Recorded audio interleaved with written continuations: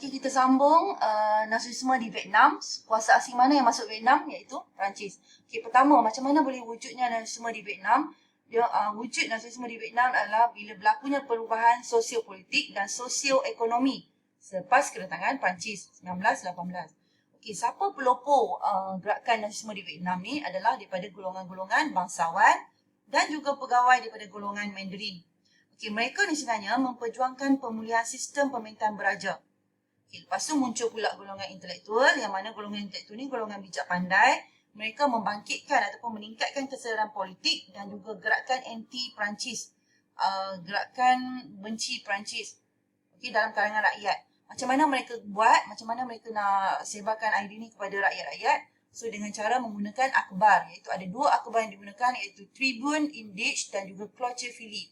Yang mana akhbar ni menulis tentang mengkritik penindasan Perancis.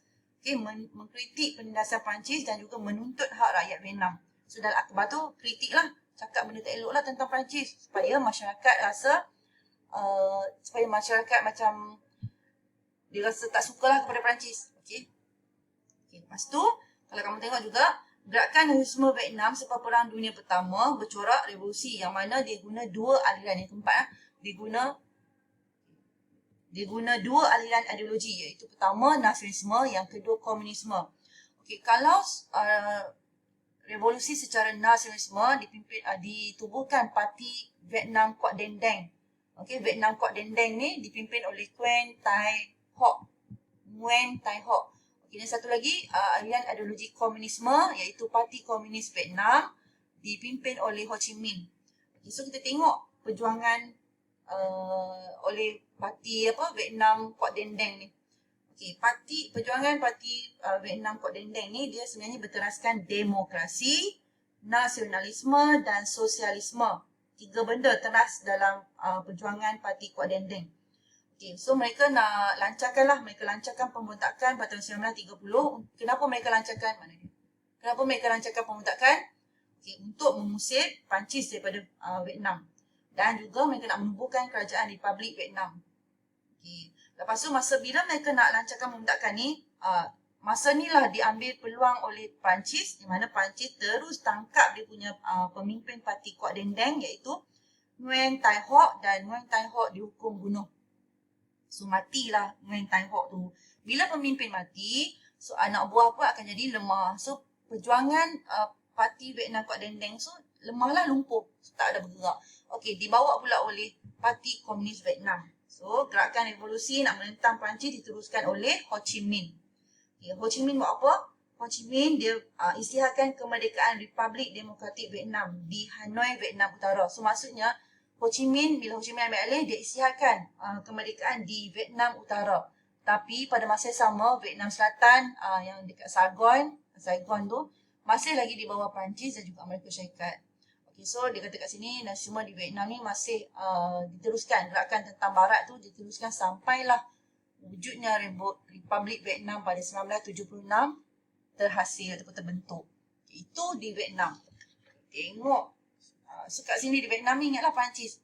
Dia ada dua ideologi yang dibawa, iaitu ideologi nasionalisme iaitu Parti Quoc Dinh Diem dan juga komunisme iaitu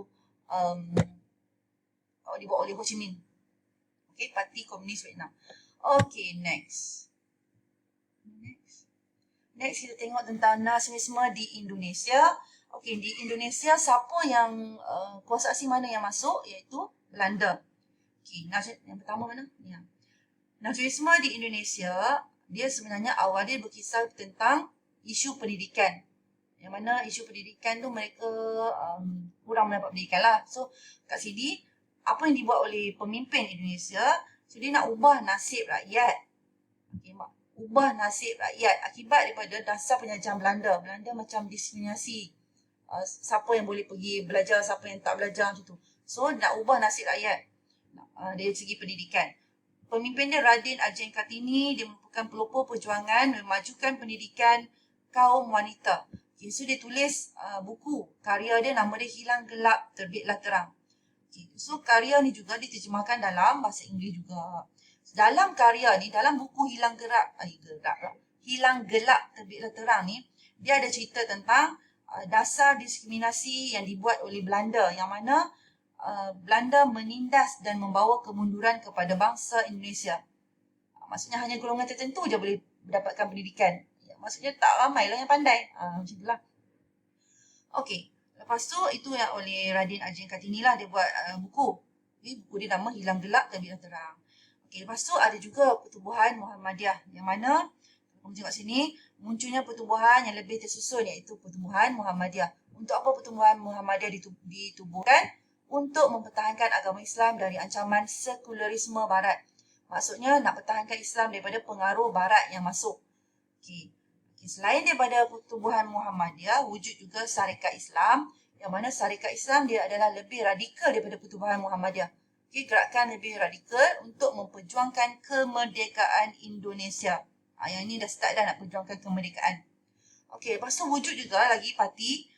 Kalau dalam buku teks dia ada Partai Komunis Indonesia dan juga Partai Nasionalis Indonesia, PNI. So dalam skrin ni hanya cerita tentang Partai Nasionalis Indonesia, PNI. Okey, PNI ni dipimpin oleh Soekarno, dia punya ketua dia sangat berpengaruh. Okey, lepas tu selain daripada tu ada juga wujudnya Kongres Pemuda Indonesia yang mana dia guna ikrar Sumpah Pemuda. Okey, ini dalam PNI jugalah ni, di bawah pimpinan Soekarno. Okey. Wujud Kongres Pemuda Indonesia, yang mana ni geng-geng pemuda saja, dia orang ada ikrar tu mesti janjilah, Sumpah Pemuda. Okay. Dalam Sumpah Pemuda tu ada 3 asas yang dipegang, iaitu 1 tanah air, 1 bangsa dan 1 bahasa. Kenapa buat macam tu? Untuk wujudkan keutuhan negara bangsa, untuk wujudkan perpaduan dalam bangsa Indonesia. Okay. So dia nak satu, semua rakyat tak kisah apa kaum, 1 tanah air, 1 bangsa, 1 bahasa. Okey, matlamatnya bila ada perpaduan ni, matlamat dia adalah untuk menuntut kemerdekaan mutlak daripada Belanda. Okey. Itu antara dia lah. Okey. Lepas tu tengok. Okey, bagi mengukuhkan perjuangan pertubuhan, Soekarno mempelopori pembentukan Permufakatan Perhimpunan Politik Kebangsaan Indonesia iaitu PPPKI. Yang mana PPPKI ni gabungan organisasi dan parti politik Indonesia nak perjuangkan kemerdekaan. So, matlamat PNI secara keseluruhan dia untuk perjuangkan kemerdekaan. Okey, tengok apa usaha. Dalam buku teks ada tentang usaha ni, cuma dia mungkin ada dalam QR code. Okey, usaha PNI, apa usaha yang mereka buat, tidak bekerjasama dengan Belanda. Memanglah tak bekerjasama sebab mereka tak suka kan. Okey, sebar idea melalui Akhbar Banting Priangan di Bandung dan Persatuan Indonesia di Jakarta. Maksudnya, sebar idea tu, sebar apa-apa yang mereka nak buat tu berkaitan dengan parti ke berkaitan dengan masyarakat Indonesia. So, sebarkan melalui akhbar. Sama lah macam tadi akhbar juga kan. Kebanyakan guna akhbar. Okey, Soekarno menyatukan rakyat dan PNI dapat sambutan. Okey, Soekarno disatukan rakyat melalui ini tadi parti Kongres Pemuda tu buat sumpah tu. So, dia mendapat sambutan. PNI menggabungkan parti sedia ada. Maksudnya parti-parti yang sebelum ni dah ada, so digabungkan.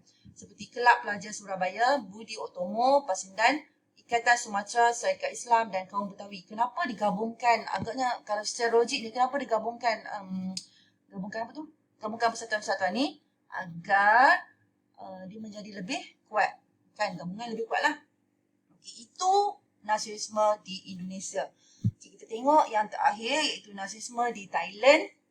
Okay, Thailand ni dia satu-satunya negara dekat Asia Tenggara yang tak pernah dijajah oleh mana-mana kuasa asing. Okay, tapi dia still berlaku nasionalisme dalam negara Thailand.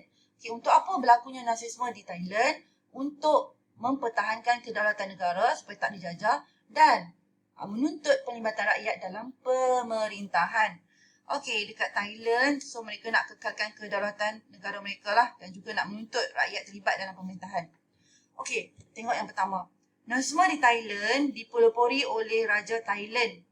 Raja Thailand, Raja Mongkut lah. Raja Mongkut, Raja Chulalongkorn, maksudnya Raja Thailand melalui usaha diplomasi dan pemodenan. Ini orang nak buat pemodenan, berbincang diplomasi. Okey, pertama, peranan Raja Mongkut. Apa peranan Raja Mongkut buat untuk kekalkan kedaulatan? So, yang pertama, dia bina hubungan baik dengan negara barat. Negara barat contohnya British, Amerika Syarikat, Perancis. Dia nak bina hubungan baik. Kenapa bina hubungan baik? Sebab bila dah baik dengan barat, dengan harapan barat tak jajah lah negara dia. Okey, selain daripada itu, dia juga laksanakan sistem birokrasi barat, sistem moden lah, sistem pentadbiran moden iaitu sistem birokrasi barat. Dia juga lantik 80 penasihat barat, ramai ya, dari segi pentadbiran kewangan ataupun penasihat kewangan, dari segi pelabuhan, polis, yang mana dia ambil daripada negara-negara barat. Contohnya polis daripada Britain, penasihat custom daripada Amerika Syarikat, ketenteraan daripada Perancis. Kenapa dia ambil semua ni daripada luar? Macam guru pun sama. Guru daripada barat pun dibawa masuk juga ke Thailand untuk melaksanakan sistem pendidikan di barat. Nak bagi negara rakyat masyarakat Thailand dapat pendidikan daripada barat juga. Kenapa? Untuk kekalkan kedaulatan supaya dengan harapan dia tidak dijajah oleh kuasa asing. Okey, bila Mongkut meninggal. So dia diteruskan, usaha dia diteruskan oleh anak dia iaitu peranan Raja Chulalongkorn. Anak dia Chulalongkorn ni. Okey, dasar Mongkut diteruskan oleh putera dia, anak dia lah Chulalongkorn, iaitu dia kata Raja Chulalongkorn ni menjadikan negara Thailand bebas daripada penjajahan kuasa barat, khususnya British. So dia teruskan je apa yang bapa dia buat. Okey, next kita tengok faktor-faktor wujudnya nasionalisme di Thailand. Dia ada beberapa tahap lah. Okey, tengok tahap pertama. Yang pertama, kenapa mereka ada rasa nasionalisme di Thailand? Pertama, sebab kelemahan Raja Vajiravud menimbulkan kegelisahan rakyat terhadap penguasaan politik oleh kerabat diraja. Raja Vajiravud ni bersikap boros. Dia suka hati je nak guna wang rakyat. So, rakyat tak suka. Okey, so bila rakyat tak suka, rakyat bangun memberontak lah. Memberontak terhadap Raja Vajiravud ni. Okey, Nai Pridi Panomyong dan Field Marshal Pibu Songgram tubuhkan parti rakyat dan lancarkan revolusi Thailand. Revolusi Thai. Dilancarkan revolusi Thai. Okey, pada tahun 1932. So, revolusi Thai yang dilancarkan tu berjaya menamatkan sistem pemerintahan raja berkuasa mutlak. Yang mana Raja Vajiravud ni raja berkuasa mutlak. So, parti ataupun revolusi Thai yang dibuat oleh Pibu Songgram dan Nai Pridi Panomyong berjaya mengganti atau menamatkan raja berkuasa mutlak dan gantikan dengan raja berperlembagaan, sistem raja berperlembagaan. Okey, itu tahap pertama. Okay, tahap kedua pula berlaku juga nasionalisme. Sebab apa? Sebab nasionalisme seterusnya berlaku sebab apa? Sebab rasa tak puas hati rakyat terhadap penguasaan ekonomi oleh kapitalis barat dan orang Cina. Yang mana barat dan orang Cina ni menguasai ekonomi. So, Perdana Menteri dia, Pibu Songgram Perdana Menteri dia, luluskan undang-undang untuk sekat penguasaan ekonomi oleh orang Cina dan menggalakkan peribumi masyarakat terlibat dalam kegiatan ekonomi. Okay. So, itu dia punya nasionalisme kenapa mereka menentang. Pertama, menentang sebab kelemahan Raja Vajiravud ni. Dia sikap boros. Okay. So, mereka tak puas hati. So, menentang tu akhirnya wujudlah sistem raja berperlembagaan. Okey, yang kedua pula mereka menentang sebab apa? Sebab penguasaan ekonomi kapitalis barat. Barat dengan Cina menguasai ekonomi. So, mereka tak suka. Akhirnya Pibu Songgram sekat undang-undang penguasaan ekonomi Cina dan galakkan masyarakat di Thailand terlibat ekonomi. Okey, yang seterusnya, dasar bekerjasama dengan Jepun. Okay, Thailand juga dia buat dasar bekerjasama dengan Jepun. Ini lepas Perang Dunia Kedua lah. Okay, dia berbaik-baik dengan Jepun, menyebabkan Thailand pun tidaklah dijajah oleh Jepun. Yang syoknya bila dia bekerjasama dengan Jepun, Thailand dia dapat semula hak wilayah di Indochina dan juga negeri-negeri utara di Tanah Melayu. Dia dapat kan, Kedah semua dia dapat. So, okey lah. Ini berkaitan nasionalisme di Thailand. Dia tidak dijajah, satu-satunya negara yang tidak dijajah. Okey. Ini gambar dia punya pemerintah lah. Ada Nai Pridi Panomyong, Songgram ni, Pibu Songgram, Raja Mongkut, Raja Chulalongkorn, Raja Vajiravud. Ini boros punya orang. Okey. Settle untuk 2.4. Cikgu harap kamu boleh faham. Andai kata tak faham mana-mana bahagian, kamu cuba ulang tengok. And then tak faham juga, boleh tanya cikgu.